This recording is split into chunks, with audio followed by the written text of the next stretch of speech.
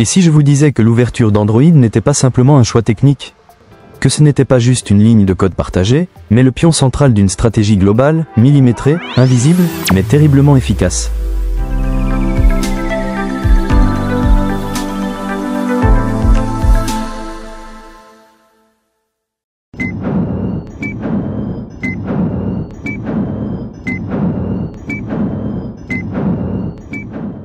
Dès le départ, Google avait compris une chose.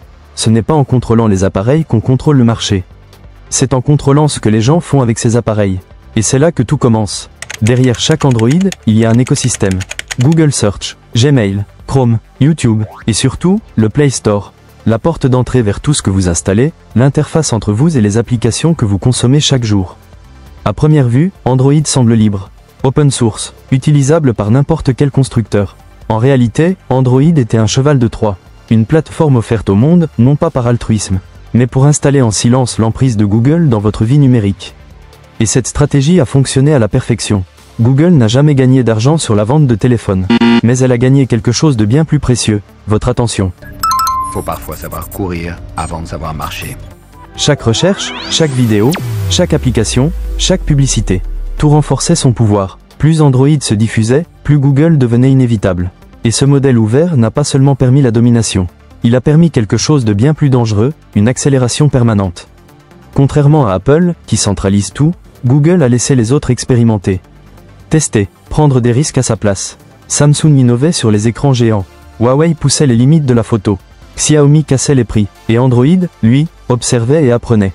Chaque innovation réussie devenait une brique de plus dans son expansion. Android n'avait pas besoin de viser la perfection. Il lui suffisait de proliférer, encore et encore. Et c'est exactement ce qu'il a fait. Cette prolifération a provoqué un effet boule de neige. Plus de téléphones, plus d'utilisateurs, plus de données, et donc, plus de pouvoir. C'est ainsi qu'Android a remporté sa plus grande victoire face à Apple. Pas sur la technologie, pas sur le design, mais sur la masse. Là où Apple construisait une forteresse verticale, Android a tissé une toile horizontale. Une stratégie de réseau où Google n'avait pas besoin de tout produire. Il lui suffisait d'ouvrir les portes et de laisser les autres entrer. Samsung, Xiaomi, Huawei, Oppo, Vivo, tous ont vu dans Android un moyen de survivre, puis de régner. Chacun avec son marché, sa stratégie, sa culture, mais tous animés par la même base, le même système, Android, et ses constructeurs n'étaient pas de simples clients. Ce sont devenus des soldats, des bras armés d'un empire numérique dont le centre de commandement ne fabrique rien, mais orchestre tout. Ce que Google a bâti, ce n'est pas une usine. C'est une alliance mondiale. Chaque acteur est libre de créer, de tester, d'échouer. Mais tous, sans exception, alimentent la machine. En Inde, Xiaomi rafle les parts de marché.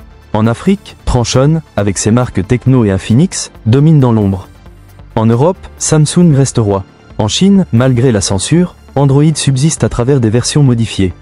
Et tout cela sans coordination centralisée. Parce qu'Android ne donne pas d'ordre. Il donne l'infrastructure. Cette décentralisation a produit deux effets incroyablement puissants. D'abord, la résilience. Si un constructeur échoue, un autre prend le relais. Ensuite, la vitesse. Quand une tendance émerge, Android n'a pas besoin de réagir. Il suffit qu'un acteur du réseau s'en empare, et l'écosystème s'adapte. Un téléphone pliable? Quelqu'un tente. Un appareil gamer? Quelqu'un ose. Un écran incurvé? Quelqu'un expérimente. Et si ça prend, tout le monde suit. Google, lui, reste immobile. Il regarde, il apprend, il perfectionne. C'est une guerre sans armée centralisée. Un chaos organisé, un pouvoir distribué, mais redoutablement efficace. Face à cela, Apple ressemble à une citadelle. Tout y est pensé, intégré, raffiné. Mais aussi rigide, lent à évoluer, fermé. Pendant qu'Apple sort un modèle par an, Android en génère des centaines. À 80 €, à 300, à 1000, à 1800, pour les jeunes, pour les pros, pour les gamers, pour les seniors, pour tout le monde. Et ce n'est pas un accident. C'est une stratégie d'omniprésence, une stratégie brillante, déléguer la conquête à ceux qui ont intérêt à ce qu'Android gagne. Google n'a pas besoin d'envahir. Elle tend simplement une arme, et regarde les autres marcher au combat. Parce que Google l'a bien compris, le téléphone, ce n'est pas un produit, c'est une extension de l'humain. Et pour être dans la vie des gens, il ne suffit pas d'être bon. Il faut être partout. C'est ça, la vraie force d'Android. Peu importe votre origine, votre revenu, votre âge ou votre culture. Il y a un Android pour vous. En France, aux États-Unis, en Inde, au Nigeria, au Brésil, dans les grandes métropoles, dans les campagnes, dans les écoles, dans les bureaux, dans les transports. Parce qu'Android ne voulait pas capturer le haut du panier. Il a visé la base, les volumes, les marges fines, les foules. Et en laissant les constructeurs couvrir toutes les niches, Android s'est glissé dans chaque interstice du quotidien numérique. Résultat, dans certains pays, Android dépasse 90% de part de marché. Mais ça ne s'arrête pas là. Android, ce n'est plus seulement le téléphone. C'est les montres connectées, les tablettes, les télés, les voitures, les objets connectés, même des machines à laver. Et cette présence généralisée, ce n'est pas du marketing. C'est du pouvoir, car plus Android est présent, plus Google collecte. Et plus elle collecte, plus ses services s'affinent. Plus ils s'affinent, plus ils deviennent incontournables. Un cercle autonome et auto-alimenté. Et cette ubiquité, elle produit aussi une autre conséquence. La dépendance. Des millions d'utilisateurs dépendent d'Android pour se connecter, s'informer, s'orienter, se divertir. Mais aussi des gouvernements, des entreprises, des développeurs. Android est devenu un standard mondial, souple, invisible, mais aussi dominant que Windows à son époque. Sauf qu'il ne règne pas sur des PC de bureau. Il règne sur tout, dans vos poches, sur vos poignets, dans vos salons, dans vos voitures. Android n'est plus un système d'exploitation. C'est une matrice numérique, un fond d'écran global sur lequel repose le monde moderne. Et c'est exactement ce que voulait Google. Pas être un produit, mais devenir un environnement. Et à force d'être partout, Android est devenu inévitable. Pas grâce à une révolution, mais grâce à une architecture systémique. En s'ouvrant là où les autres se fermaient. En déléguant là où les autres centralisaient. En étant omniprésent, Android ne s'est pas imposé avec un produit. Il s'est imposé avec une stratégie. Une stratégie invisible, implacable, et incroyablement efficace. Ce n'est pas qu'une victoire technologique. C'est une leçon de pouvoir numérique dans un monde façonné par des plateformes que vous n'avez jamais votées. Et la vraie question, ce n'est plus « Comment Android a-t-il gagné ?» C'est « Qui contrôle réellement les outils que vous utilisez tous les jours ?» Et « Jusqu'où êtes-vous prêt à leur faire confiance ?» D'ailleurs, si vous voulez comprendre comment Google transforme vos clics, vos messages et vos recherches en milliards, ne ratez pas la prochaine vidéo.